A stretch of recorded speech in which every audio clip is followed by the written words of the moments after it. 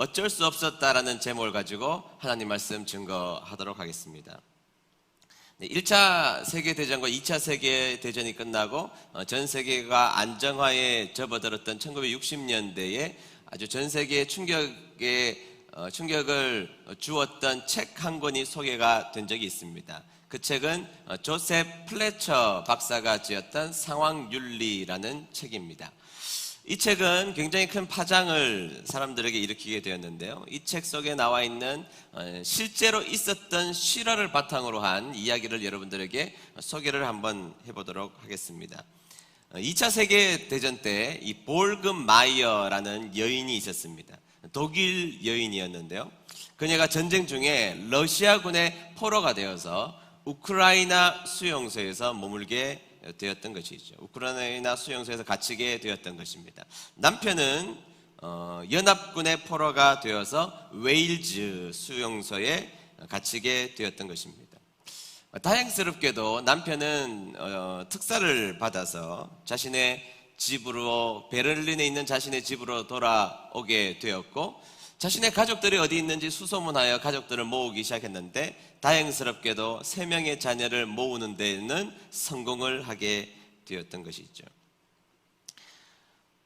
볼그마이어라는 이 우크라이나에 있는 이 여인에게, 아내에게 이 소식이 우연찮게 전해 듣게 되었던 것입니다. 자신도 이 수용소로부터 나가서 자신의 가족들과 함께 행복하게 살고 싶은 마음이 있었으나 그것은 자신의 원대로 될 수 없는 일이었던 것입니다. 그래서 그 수용소에 갇혀서 노심초사하며 있는 어느 날 이 수용소에 한 가지 규칙이 있다는 것을 발견하게 되죠. 그 규칙이 뭐냐? 이 수용소에서는 여인이 임신을 하게 되면 이 수용소로부터 밖으로 나가게 할 수 있는 기회를 준다는 소식을 이 볼금마이어라는 여인이 듣게 된다는 것이죠. 이 여인이 고민을 하기 시작합니다. 수많은 고민 끝에 그녀가 내렸던 결심, 사랑하는 가족으로 돌아갈 수 있는 유일한 방식은 임신을 하는 방식이었던 것입니다. 그래서 자신에게 늘 친절하게 되어주었던 남자 간수에게 간곡하게 부탁을 합니다. 자신을 임신시켜 달라는 부탁이었던 것이죠. 이 간절한 부탁에 이 간수는 결국에는 허락하게 되었고, 이 볼그마이어라는 여인은 임신을 하게 되었고, 결국 포로 수용소에서 나와 자신의 고향 베를린으로 돌아가 꿈에 그리던 가족과 만났던 실화를 이 책에서는 소개하고 있습니다. 자, 여러분, 이 이야기를 여러분 들으셨는데요. 어떠신가요? 자, 어쩔 수 없는 상황 속에서 그곳에서 죽든지 아니면 살아나가서 가족과 함께 살든지, 그 상황에서 간음이라는 죄를 선택한 이 여인의 행동은 옳은 행동입니까? 아니면 틀린 행동입니까? 네. 이 책의 저자는 그러면 플래처 박사는 이 이야기를 어떻게 해석하고 있을까요? 이 스토리를 이렇게 해석하고 있습니다. 그녀의 간음 행위는 죄가 아니라 희생적 간음이었다고 칭했습니다. 가족과 함께 한다는 그 고귀한 목적을 이루기 위해서 간음이라는 방법을 이용했을 뿐이라고 주장을 했습니다. 자, 여러분들은 그러면 이 플래처 박사의 주장에 동의하십니까? 네, 끝에 우리는 이 해답을 알게 될 것이라고 생각합니다. 자, 오늘 우리는 인생을 살다 보면 어쩔 수 없이 우리가 그런 행동을 할 수밖에 없었다라는 변명과 이야기들을 하면서 우리도 살아가는 우리들의 모습이지 않습니까? 당신도 나와 같은 동일한 상황에 노출되었으면 당신도 죄를 지을 수밖에 없었을 것이라고. 지금은 나를 이해할 수 없지만 이 절박한 상황으로 내몰리면 당신도 죄를 지을 수밖에 없었노라고 이야기하는 경우가 생각보다 많다는 것이죠. 저는 오늘 이 본문에 등장하고 있는 이 므낫세 왕의 삶을 통하여서 그 고민을 함께 좀 풀어가는 시간이 되었으면 좋겠다는 생각이 듭니다. 어떤 왕이라고요? 므낫세 왕입니다. 자, 이 므낫세 왕을 통하여서 이 고민을 한번, 어쩔 수 없는 상황에 노출되었던 우리들의 결정에 대한 고민들을 한번 풀어가 보도록 하겠습니다. 자, 첫 번째, 성경에서 이 므낫세 왕을 어떻게 평가하는지를 한번 살펴보았으면 좋겠는데요. 자, 열왕기하 21장 9절의 말씀을 다 같이 한번 읽어보도록 하겠습니다. 시작. 그러나 그들은 그 말씀을 듣지 않았습니다. 므낫세는 이스라엘을 잘못된 길로 이끌었을 뿐만 아니라 여호와께서 이스라엘 백성 앞에서 멸망시키신 다른 나라들보다 더 악한 일을 하게 했습니다. 아멘. 자, 하나님께서는 하나님 앞에 악독을 행했던, 그래서 멸망시켰던 주변의 나라들보다 이 므낫세는 훨씬 더 심각한 죄를 지었다, 이렇게 소개하고 있는 것이죠. 결론적으로 유다 전체의 왕 가운데 가장 악독한 왕 중에 한 명이 므낫세인 것을 성경에서는 증언하고 있는 것이죠. 자, 두 번째, 그러면 그의 므낫세의 대표적인 죄가 무엇일까요? 자, 가장 악독한 죄인이었는데 그가 지었던 아주 대표적인 죄가 무엇일까요? 열왕기하 21장 3절의 말씀입니다. 다 같이 읽어볼까요? 시작. 그의 아버지 히스기야가 헐어버린 산당들을 다시 세우며 이스라엘의 왕 아합의 행위를 따라 바알을 위하여 제단을 쌓으며 아세라 목상을 만들며 하늘의 1월 성신을 경배하며 섬기며. 아멘. 자, 죄를 요약해 보면 이 구절을 통해서 우리가 알 수 있는 것은 세 가지입니다. 첫 번째는 헐어버린 산당을 세웠다는 것입니다. 헐어버린 산당을 세웠다. 두 번째가 뭐냐? 이방 신의 바알의 제단을 세우고 아세라 목상을 만들었다는 것이죠. 아세라 목상을 만들었다. 그 다음에 세 번째 중요한데요, 1월 성신을 섬겼다. 무엇을 섬겼다고요? 1월 성신, 해, 달, 별을 섬겼다, 이렇게 기록하고 있습니다. 좀 이상한 것은 우상을 섬겼는데 우상을 섬겼던 왕들이 므낫세만 있었던 것은 아니거든요. 그런데 독특하게 므낫세는 더 악한 왕으로 칭하고 있다는 것인데 왜 그랬을까요? 자, 세 번째, 그의 죄의 심각성은 그러면 어디에서 발견할 수 있었을까라는 것이죠. 자, 더 중요한 정보와 핵심을 우리가 좀 알아봐야 할 건데요. 첫 번째는 이 므낫세의 아버지입니다. 자, 므낫세의 아버지가 누구냐 하면 히스기야 왕입니다. 자, 아버지가 누구라고요? 히스기야 왕입니다. 여러분, 히스기야 왕이 어떤 사람입니까?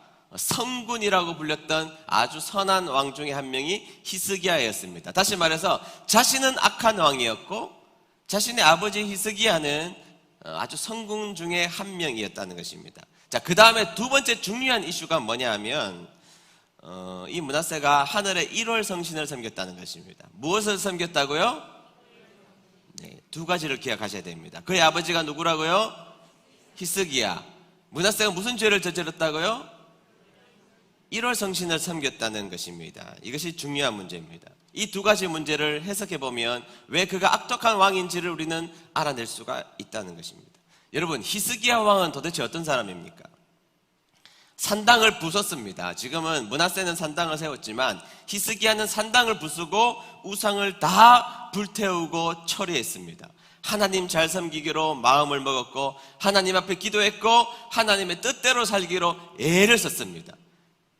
그의 인생에 실수가 없었던 것은 아니지만 대체적으로 그는 하나님의 말씀을 성실하게 지키고 하나님 말씀 앞에 순종하기 위하여서 애를 썼던 사람이 히스기야 왕이었던 것이죠. 그래서 하나님은 그를 성군이라고 일컬어 주셨고 좋은 왕 중에 아주 대표적인 왕, 다윗 왕을 제외하고는 아주 대표적으로 이 히스기야 왕이 굉장히 좋은 왕으로 설명하고 있습니다.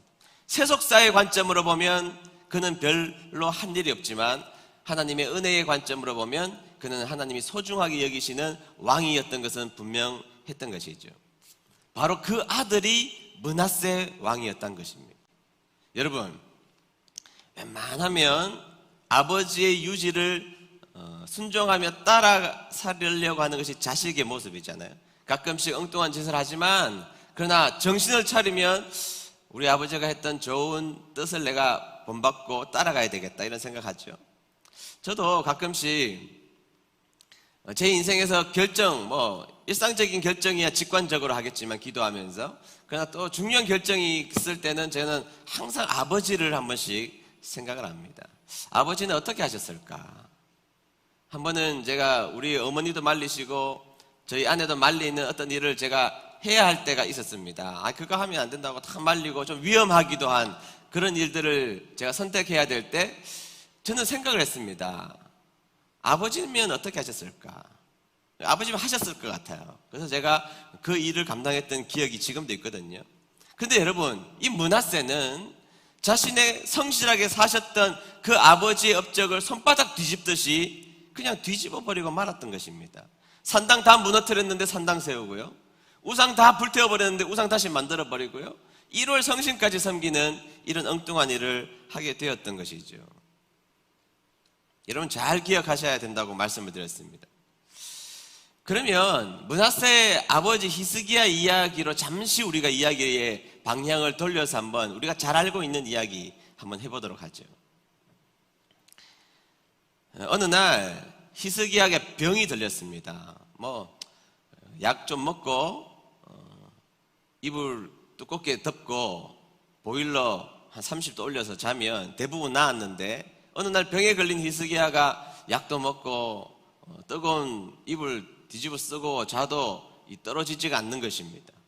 점점 병이 심해지고 몸이 아파 왔던 것이죠. 그때 이사야 선지자가 히스기야 왕에게 찾아와서 청청병력 같은 이야기 하나를 던져주고 갑니다. 왕이시여, 하나님께서 왕의 생명을 거둬가시기로 작정하셨습니다. 왕이시여, 왕의 수명을 하나님은 다하게 하셨습니다. 이제 삶을 정리하시죠 하고 이사야 선지자가 왕에게 말을 하고 궁궐 밖에 나오게 되었던 것입니다. 끝난 것입니다. 하나님이 정해놓은 기한이 다 되었고 자신은 이제 죽어야 되는 상황에 놓이게 되었던 것이죠. 자, 그 이야기를 들었던 이 히스기야는 자신의 인생 가운데 하나님의 일을 더 해야 된다는 생각이 들었던 것입니다. 그래서 그 얘기를 듣고 히스기야가 기도하기 시작하죠. 얼마나 간절하게 기도했느냐? 벽을 향하여서 몸을 돌리고, 벽을 향해서 돌렸다는 것은 왕궁에 나와 있는 금은 보지 않겠다는 거예요. 방패 보지 않겠다는 겁니다. 사람 보지 않겠다는 것입니다. 벽을 쳐다봤다는 것은 하나님만 보겠다는 것이죠. 그 벽을 쳐다보며 하나님 앞에 간절히 기도합니다. 하나님, 내가 주님의 일을 더 감당해야 됩니다. 저에게 이 생명, 죽음의 위기로부터 건져달라고 기도하자 하나님께서 응답을 주시는데요, 제가 시간을 좀 대강 계산해 보니까 이사야 선지자가 그 이야기를 하고 성읍 밖에 나가기도 전에 응답을 이사야가 받습니다. 시간으로 따지면 20분, 30분 기도했는데 하나님이 응답을 주신 것입니다.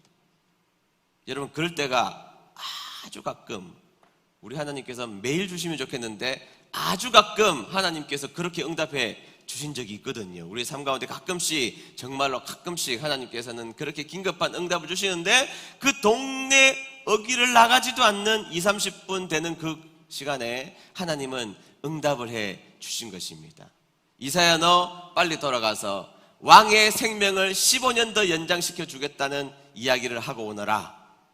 그 얘기를 듣고 이사야 선지자가 돌아오게 된 것입니다. 한참 기도하고 있는데 이사야 선지자가 다시 돌아왔다는 것이죠. 왕이시여, 당신이 하나님 앞에 간절히 기도했기 때문에 하나님은 당신의 생명을 15년간이나 더 연장시켜 주셨습니다. 할렐루야. 그런데 이사야 선지자가 히스기야가 믿지는 못하는 것입니다. 여러분, 기도 응답이 왜 가끔씩 늦게 오느냐? 너무 일찍 오면 못 믿어서 그래요. 응답인 줄도 모르고 지나가서 그래요. 그러니까 인내해서 응답을 기다리는 여러분 되시기를 축복합니다. 너무 빨리 응답이 와버린 거예요. 20분 만에 응답이 오자 히스기야가 어리둥절했습니다. 그러자 이렇게 이야기합니다. 선지자시여, 징표를 보여주십시오. 그것이 진짜 응답이라면 징표를 보여달라고 이야기를 하죠. 그래서 징표가 뭐냐? 그 해의 그림자가 10도 뒤로 물러가게 해달라는 요청을 하게 됩니다. 해가 10도 뒤로 물러가게 되면 하나님이 내 기도를 응답해 주실 것이라는 것을 내가 믿겠습니다. 어떻게 되죠? 그래서 진짜로 해가 10도 뒤로 물러납니다. 다시 말하면 하나님이 해를 뒤로 옮기신 것이죠. 이제 과학 실증주의에 살고 있는 우리들은 이 얘기가, 성경에 해가 멈추거나 움직인 게 2번 있잖아요. 이 이야기가 등장하면 우리는 의심하기 시작합니다. 그거는 그래서 성경이 신화구나. 아닙니다, 여러분. 수많은 과학자들이 전 인류의 역사를 통틀어서 약 70여 분 해가 움직인 사실을 지금도 밝혀내고 있지 않습니까? 설명하자면 기니까 제가 나중에 여러분들이 찾아볼 수는 없지만 제가 자료를 여러분들에게 제출해 드리면 얼마든지 볼 수 있는 내용입니다. 근데 어쨌든 해가 10도가 진짜로 뒤로 가는 것을 히스기야도 보았고 이사야도 보았고 히스기의 아들 므낫세도 보았고 그리고 모든 이스라엘 백성들이 해가 10도 뒤로 물러가는 것을 그들은 보았던 것입니다. 여러분 그들이 무엇을 느꼈겠습니까? 야, 태양이 대단하다. 그리고 고대 사람들은 태양을 신으로 섬겼잖아요. 이 태양이 어마어마하다. 내가 태양을 10분도 쳐다보지 못하는데, 그런데 그 태양을 옮기신 분이 우리 하나님이시라면 이 만물의 주관자는 우리 하나님이 이 만물의 주인이시고 주관자라는 것을 그들이 믿었을까요? 믿지 않았을까요? 믿었죠. 믿지 않을 수가 없는 일이잖아요. 태양이 10도 움직이자 그들은 하나님이 정말로 하나님이시고 내 기도 응답되었고 하나님은 만물의 주관자시라는 확신을 그들은 가지게 되었던 것입니다. 그것을 히스기야도 보았고 므낫세도 보았단 말이죠. 이 태양의 주인이 누구신가? 1월성 해와 달과 별의 주인이 누구신가에 대해서 므낫세도 명확하게 보았던 것입니다. 그런데 한 세대가 지나지 않아서 태양을 섬겨요? 1월 성신을 섬겨요? 태양의 주인이 하나님이시라는 것을 자기의 눈으로 봤는데요? 하나님이 태양을 10도나 뒤로 움직이게 하는 것을 므낫세 왕자인 자신은 너무나 뚜렷하게 그것을 봤는데 한 세대도 지나지 않아서 므낫세가 1월 성신을 섬긴다고요? 태양을 섬긴다고요? 도대체 있을 수가 있는 것입니까? 죄가 심각해진 것이죠. 네 번째, 그러면 그는 도대체 왜 그 죄를 지을 수밖에 없는 갈등과 그 죄를 선택할 수밖에 없는 이유가 무엇이었을까요? 도대체 태양이 움직이는 것을 자신의 눈으로 보았고 태양을 주관하시는 분이 하나님이시라는 것을 본 므낫세가 도대체 그러면 왜 태양을 섬기고 있을까요? 지금 이상하잖아요. 여러분 우리도 태양이 멈추어 있고 움직이는 것을 우리의 눈으로 보면 하나님을 섬기지 어떻게 태양을 섬깁니까? 왜 그랬을까요? 여러분 므낫세가 왕일 당시에 주위에 패권 국가가 있었는데 아시리아입니다. 이 아시리아가 얼마나 강했는지 주위에 있는 22개의 나라를 완전히 평정합니다. 완전히 굴복시켜요. 다 식민지화 만들고 종속시켜 버리고 맙니다. 그리고 거대한 나라였던 애굽과 여러 번 전쟁을 해서 이 애굽마저도 무너뜨립니다. 적수가 없는 완벽한 힘을 가지고 있는 아시리아라는 나라가 있었던 것이죠. 그러니까 여러분 이 아시리아가 강해도 너무 강한 것입니다. 적당히 강한 것이 아니라 강해도 압도적으로 강한 패권국가 아시리아가 등장했습니다. 22개 나라 다 박살냈고 애굽과 전쟁에서 다 이겨버렸습니다.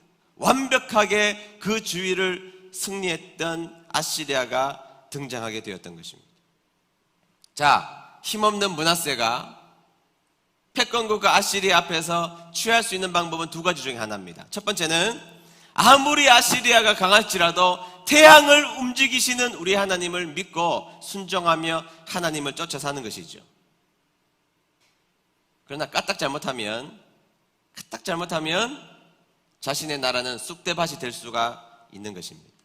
애굽도 망했는데요. 유다쯤이야. 애굽 박살났는데 이스라엘쯤이야. 그냥 우습게 이길 수 있는 것이죠. 이게 첫 번째 방법입니다. 두 번째 방법은 아시리아의 속국이 되어서 정치적으로 살아남는 것이죠.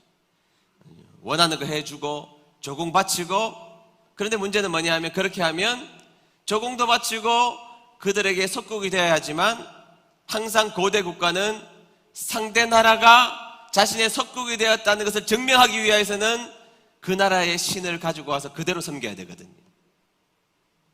아시리아의 우상이 들어오게 되는 것입니다. 자, 여러분 어떤 방법을 므낫세가 취했을까요? 자, 이 부분을 알기 위해서는 세속사를 뒤져봐야 됩니다. 세속사를 뒤져보면 므낫세 왕이 통치할 때에 아시리아의 왕의 이름이 등장하는데 엘살하돈입니다. 한번 물어보겠습니다. 이름이 뭐라고요? 엘살하돈. 자꾸 제가 좀 어려운 이야기를 하면 여러분들이 지금 머릿속에 딴 생각을 자꾸 하고 계시는 것 같은데 다시 한 번 더 저를 집중해 주시길 바랍니다. 자, 아시리아의 왕의 이름이 뭐라고요? 엘살하돈이라는 왕이 있었습니다. 자, 이 왕이 주위에 22개국을 완전히 정복해 버리고 말았습니다. 그리고 22개국의 왕들을 다 불러 모읍니다. 그리고 자신의 왕궁을 짓기 위하여서 뭐라고 명령을 내리는가 하면 니들 나라로 돌아가서 왕궁을 지을 물자 다 가지고 와. 그렇게 명령을 하죠. 그때 모인 왕들의 이름이 기록되어 있습니다. 제가 한번 읽어볼게요. 제가 읽어보겠습니다. 나는 하티 지역과 유프라데스강 건너편 지역의 왕들을 다 불러 모았다. 누가? 엘루구가 엘살하돈이 불러 모았다는 것이죠. 그들의 이름이 소개되죠. 그들은 두로왕 바루, 유다왕 누구요? 므낫세, 에돔왕 카스가브리, 모압왕 무술이, 이렇게 해서 22명의 이름이 쭉 나열됩니다. 누가 들어가 있죠? 유다왕 므낫세가 속국으로 들어가기로 작정했던 것입니다. 한 가지 더 기록을 보죠. 자, 애굽을 징벌하러 갈 때 이런 기록이 있습니다. 한번 보시죠. 내가 이집트를 향하여 행진하고 있는 동안 해안의 섬들과 본토로부터 22개의 나라의 왕들이 나와서 도열했다. 그러니까 이제 대표적인 왕 엘살하돈이 딱 전쟁에 나가자 22개의 왕들이 나와서 쫙 도열을 한 것입니다. 도열을 해서 잘 다녀오십시오 인사하는 것이죠. 자, 그때 왕들이 소개되어 있습니다. 두로왕 바알과 유다왕 므낫세와 에돔왕 카스가브리 해서 22명이 쫙 적혀 있어요. 무슨 말입니까? 므낫세는 하나님 대신 아시리아를 섬기기로 결정했던 것입니다. 아시리아를 섬기자 너희들이 나를 진심으로 섬긴다면 우리의 우상을 가지고 들어가야 될 것을 이야기를 해서 결국 태양신을 므낫세는 섬기게 되었던 것입니다. 1월 성신을 섬길 수밖에 없었던 것이죠. 글쎄요, 왕으로서 그의 고뇌를 제가 이해 못하는 것은 아닙니다.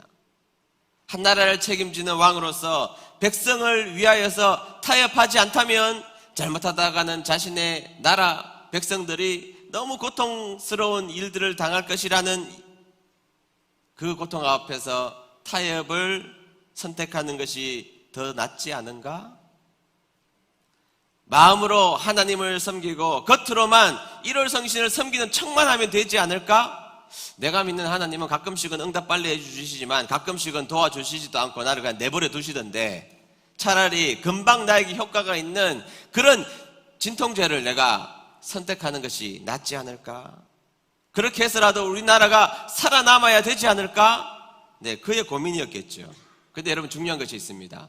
그렇게 해서 자신의 인생을 책임지려고 아시리아에게 다 나라 갖다 바쳤는데 하나님 안 섬기고 나라 갖다 바쳤는데 아시리아가 므낫세를 구원해 줬습니까?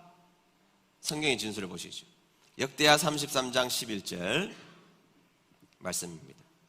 다 같이 읽어봅니다. 시작. 그래서 여호와께서 아시리아 왕의 군대를 보내 유다를 치게 하셨습니다. 그들은 므낫세를 사로잡아 쇠사슬로 손을 묶어 바빌론으로 끌고 갔습니다. 아멘. 성경에 속에 있는 사파 한번 하나 그림을 보여주시죠. 네, 아시리아가 므낫세의 코에다가 갈고리를 겁니다. 몸에다가 갈고리를 쇠사슬을 묶어가지고 동물입니까? 자신은 아시리아에게 머리 절하고 1월 성신 섬기면 아시리아가 자신을 도와주고 힘을 줄 것이라고 생각했습니다. 결론은요, 짐승처럼 끌려갔습니다. 짐승처럼 대우받고 짐승처럼 끌려가고 인간 이하의 대접을 받았습니다. 왕입니다. 왕이 있는데 코에 갈고리를 끼고 몸에 쇠사슬로 묶어서 끌려가는 신세가 되어버리고 말았던 것입니다. 살아보려고 아시리아를 선택했는데 살아가기는커녕 인간 이하의 삶으로밖에 살아갈 수밖에 없었던 것입니다. 여러분, 므낫세가 왜 우상 숭배하는 일에 타협을 했습니까?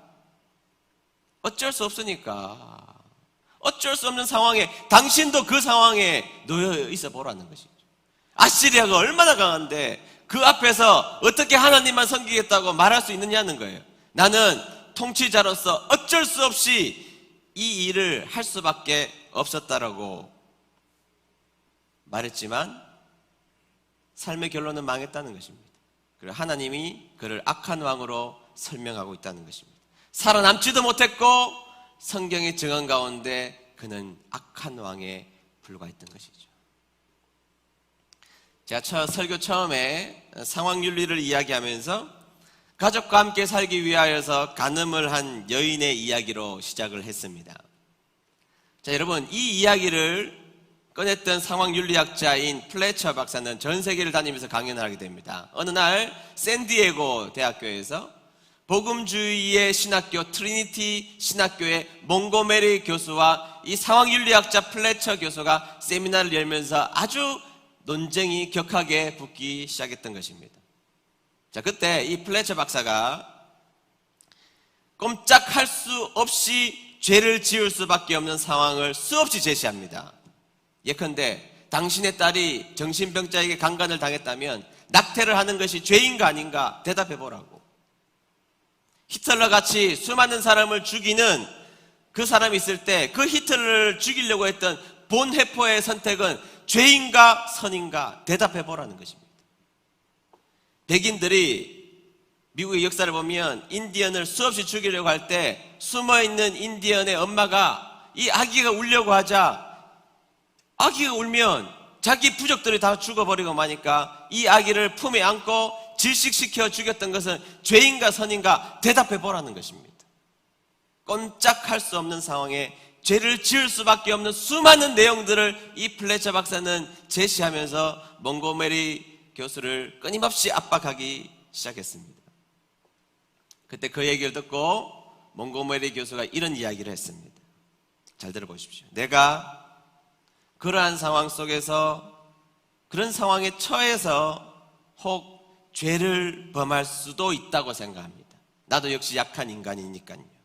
그러나 나는 아무리 내가 그렇다고 했을지라도 나의 행동이 죄가 아니라든지 나의 행동과 동기는 사랑이기 때문에 내 행동은 선한 것이다라고 나 자신을 하나님 앞에 합리화시키지는 않겠습니다. 내가 어쩔 수 없는 상황 가운데 나도 죄를 짓고 있습니다. 어쩔 수 없는 상황 가운데 인간의 연약함 때문에 내가 죄를 지었다고 할지라도 하나님 앞에 내 죄가 합리적인 것이라고 이야기하지 않겠습니다. 합리화하기보다는 나는 하나님 앞에 먼저 범죄했다는 사실부터 인정하겠습니다. 그리고 십자가 앞으로 나아가 연약하고 못나고 죄짓고 형편없는 나의 죄를 십자가 밑에 내어놓고 주님 앞에 무릎을 꿇고 주님의 용서를 구하겠습니다. 여러분, 우리가 인생을 살다 보면 저도 역시 마찬가지입니다. 죄로부터 완전한 해방은 하나님께서 주셨지만 죄를 여전히 지을 수밖에 없는 우리들의 연약함이 있다는 것도 알고 있습니다. 죄 상황 가운데 내몰릴 수 있고 나도 모르게 지은 죄들이 내 인생 가운데 있는 것도 사실입니다. 때로는 어쩔 수 없이 나의 연약함 때문에 죄를 지을 수밖에 없는 상황에 노출되어서 후회가 될 때가 있습니다. 그런데 여러분, 이게 우리죠. 그런데 여러분, 아무리 그렇다고 해서 아무리 상황이 어쩔 수 없는 상황일지라도 우리는 내 죄가 합당하다거나 내 죄가 합리적이었다고 말해서는 안 됩니다. 오히려 바로 그렇게 넘어진 그 현장 가운데 우리는 다시 십자가를 바라야 합니다. 주님, 내가 오늘 연약한 모습 때문에 넘어졌습니다. 주님께 실망을 끼쳐드렸습니다. 교회에 덕이 되지 못했습니다. 그래서 주님, 십자가 밑으로 한 번 더 나가오니 죄로 넘어진 나의 무릎을 일으켜 세워주셔서 다시 은혜의 사람으로 살아가게 해달라고 기도하는 우리들이 되어야 하지 않을까요? 네.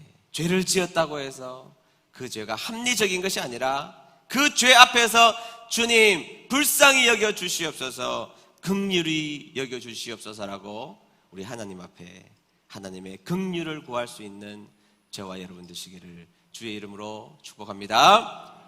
우리 찬양 부르겠습니다. 말씀을 생각하면서 주 은혜임을 나는 믿네. 나의 상한 마음, 죄된 마음 크신 주님의 은혜를 생각하도록 하겠습니다.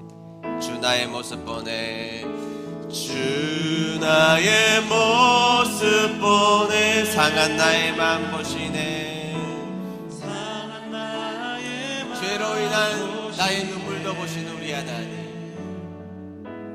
주 나의 눈물 안에 홀로 울던 맘 아시네, 홀로 울던 맘 주 사랑 내게 있네, 주 사랑 내게 있네, 그 사랑이 날 채우네, 그 사랑이 날 우리 주님의 은혜로 나아갑시다.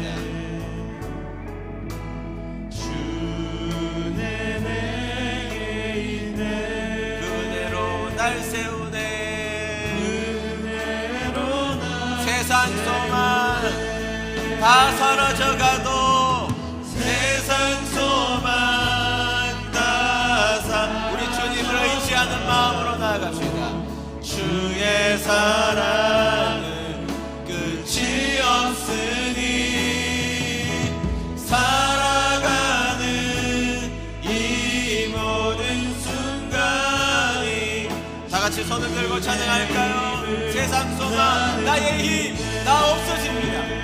세상 소망 세상 소망 다 사라져 주의 사랑은 끝이 없으니 살아가는 이 모든 순간이 주의 힘. 마지막으로 세상 소망 다 사라져가도 주님을 의지합시다. 주님을 붙들고 잡시다. 죄로 인하여서 수없이 넘어질지라도 다시 한 번 더 일으키시는 주님을 생각하며 살아가는 이 모든 순간이 주의 힘을 나는 믿네. 다 같이 머리 숙여서 기도할까요?